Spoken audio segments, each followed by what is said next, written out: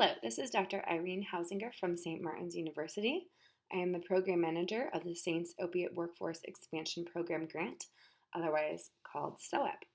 And we are going to go over the grant and hopefully answer most of your questions. This is funded by the U.S. Department of Health and Human Services, the HRSA Department, which is Health Resources and Services Administration, through the Bureau of the Health Workforce. Our grant is September 1st, 2019 through August 31st, 2022, so a 3-year period of time. And our funding amount is $1.15 million. We are the only university in Washington State awarded with this grant. There were 48 institutions of higher learning that were awarded this grant throughout the United States. The SOWEP is supported by the Health Resources and Services Administration of the U.S. Department of Health and Human Services, HHS, as part of an award totaling $1.149 million, with 0% finance with non-government sources. The contents are those of the authors and do not necessarily represent the official views nor an endorsement by HRSA. We have 3 main goals with our grant. The primary goal is to increase SUD internships and place 70 graduate students from our school in OUD, SUD prevention, treatment, or recovery service agencies. And they will be awarded a $10,000 stipend for 600 hours of internship. So the 3rd-year internship is 300 hours per semester. So monies would be distributed per 300 hours towards the end of the semester.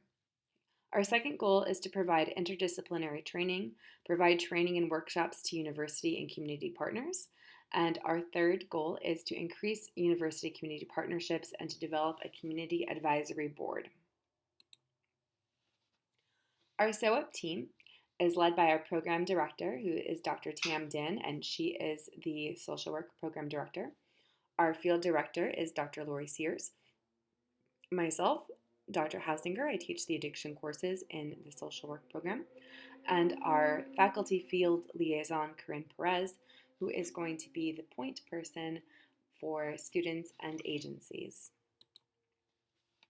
In order to qualify for this $10,000 stipend, students must be an enrolled Master's of Arts in Counseling student at St. Martin's University.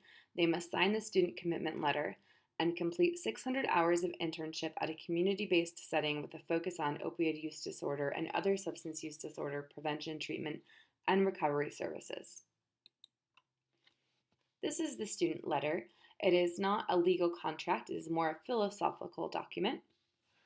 So the student, I, wish to participate in the Saint Opioid Workforce Expansion Program funded by the U.S. Health Resources and Services Administration, HRSA. I verify that I am enrolled, full or part-time at St. Martin's University. I am a citizen of the United States or a foreign national having possession of a visa permitting permanent residence in the United States and am eligible to work in the United States. By signing this, commit to 2 semesters of training in a community-based setting with a focus of OUD, opiate use disorder, and other substance use disorder prevention, treatment, or recovery services. Commit to applying for the SUDPT license before starting training. Commit to applying for an MPI, National Provider Number. Understand that the $10,000 stipend is a subsistence allowance to help defray living expenses during the training experience and not provided as a condition of employment or for tuition fees, health insurance, or other costs associated with the training program. Understand that no more than 1 year or 12 consecutive months of stipend support is allowed per full-time student or intern. Part-time students and interns are allowed to receive a stipend prorated at 1/2 of the fixed amount for no more than 24 consecutive months. Commit to preparing yourself for a job after graduation in high need and high demand areas. And commit to adhering to all SOWEP internship guidelines, rules, and policies, which is basically the same as your MAC guidelines. So I wanted to address a couple questions. The $10,000 stipend is not need-based, but it will go through financial aid in an award letter. And the faculty field liaison will verify with you that you are on track to get your 300 hours towards the end of the semester and then contact financial aid to have that issued. It will need to be taxed. Taxes do not come directly out of it. It could impact your financial aid if you have a graduate assistantship, but it is not need based, and in most cases will likely not negatively impact your financial aid. One thing that I wanted to mention, the grant language is encouraging people to look at interdisciplinary placements. And some placements, or you might work in a clinical setting with SUD clients, might not be a licensed SUD agency. For example, college wellness centers where they might have their own SUD programs. You would qualify for the grant and the stipend, but you could not count those hours towards the SUDP credential in the state of Washington because you are not receiving SUDP supervision. SUDP supervision is different from mental health supervision.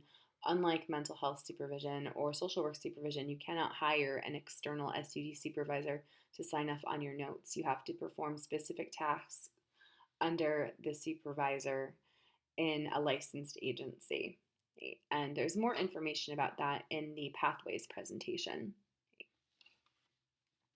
So we're primarily looking right now at third-year students in their internship.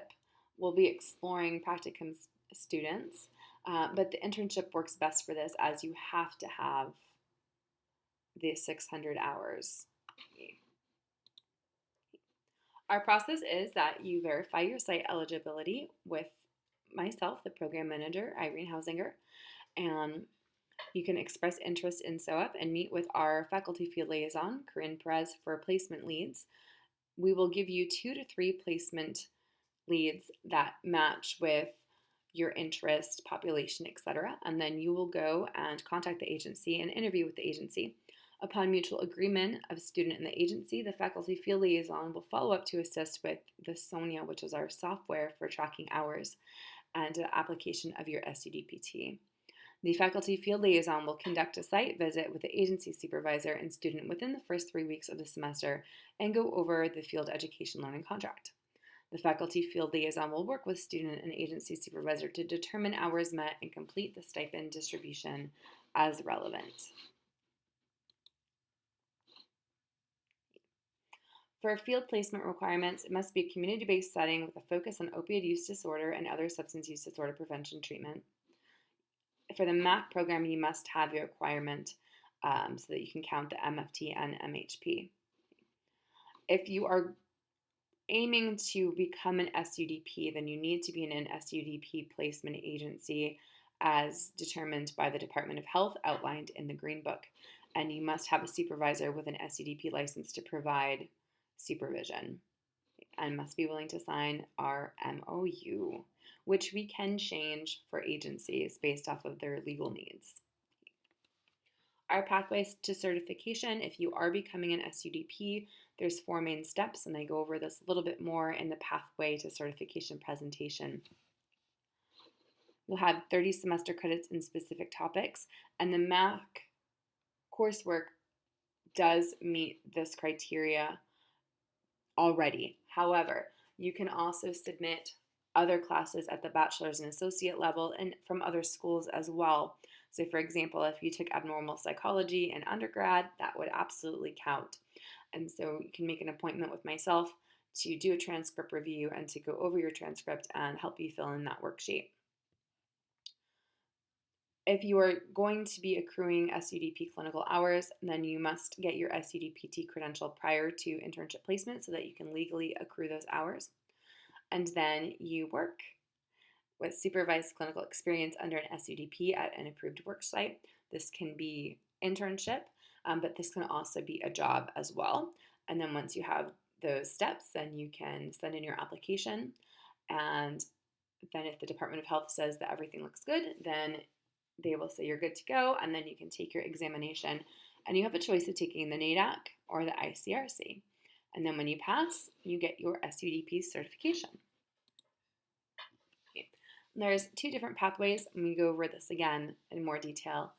If you are a student, then this applies to you. If you are a working professional that is licensed and your license is in good standing, then you can take the advanced practitioner pathway. At the master's level, you need 1,500 hours of clinically supervised work experience. So if you do the grant and you have the 600 hours, then that's almost half of the hours already. We thank you for considering this partnership. The purpose of this presentation was to go over the grant in terms of what the process looks like for students if you are an agency that is interested in partnering with us.